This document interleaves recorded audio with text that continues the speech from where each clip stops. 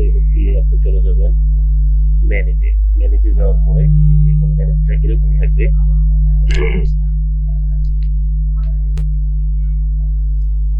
Manage এখানে আপনি দেখা যাচ্ছে পার্সোনালাইজড ভিডিও ক্লিক করবেন। ক্লিক করার পরে এখানে আপনার যদি পূর্বে আপনার সিভিটা এমএস ওয়ার্ডে বা পিডিএফ ফাইলে যদি আপলোড করা থাকে তাহলে সেখানে পাবেন। আর যদি আপলোড দেওয়া না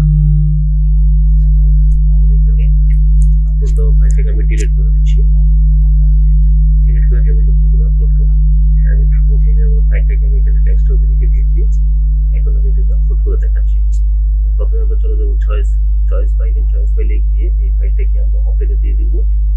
এখন এখানে আমরা কি করবো, এই আপলোড ফাইলে ক্লিক করে দেবো। আপলোড ফাইলে ক্লিক করে দেওয়ার পরে কিছুক্ষণ সময় নেবে, হ্যাঁ আপলোড হয়ে গেছে।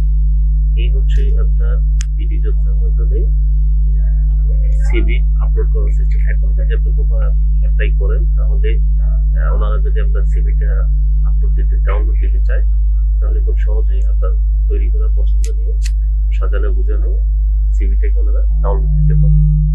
এই হলো আজকে ভিডিওটি। সবাইকে দেখার জন্য ধন্যবাদ।